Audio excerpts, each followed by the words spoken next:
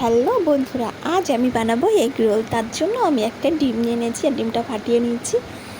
আর এই ডিমের ভিতরে আমি একে একে দিয়ে দেবো লবণ আর একটু চিনিটা দিলে রোলটার স্বাদ বেড়ে যায়। তো আর এই ডিমটার ভিতরে আমি জল দেব।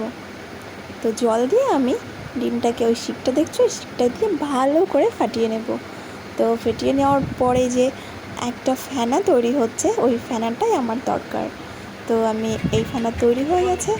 এরপরে আমি দিয়ে দেব ময়দা, আর ময়দা দেওয়ার পরে আমি ময়দাটা মেখে নেব। আর যেটুকু জল দিয়েছিলাম ব্যাস, তারপরে আমি ময়দাটা তেল দিয়ে নরম করে মেখে নেব। আর ময়দা আমার ঢাকা দেওয়া রয়েছে। ঢাকনা খোলার পর এই যে লেচি কেটে নিয়েছি, দেখো কত সুন্দর হয়েছে। আর এই যে পিড়ে রয়েছে, এতে আমি তেল মাখিয়ে নিয়েছি। তোমরা চাইলে আটাও ব্যবহার করতে পারো। আর রোলটা আমি ছেঁকে নিয়েছি। তো রোলটা দেখো একদম নরম তুলতুলে হয়েছে। আমি হাত দিয়ে চেপে চেপে ধরছি, তবুও কিন্তু রোলটা ফেটে যায়নি, নরমই আছে। তো চলো, এখন আমি রোল বানানোর জন্য আমার বরকে বললাম যে রোলটা একটু বানিয়ে দাও, আর আমি ক্যামেরা ধরেছিলাম।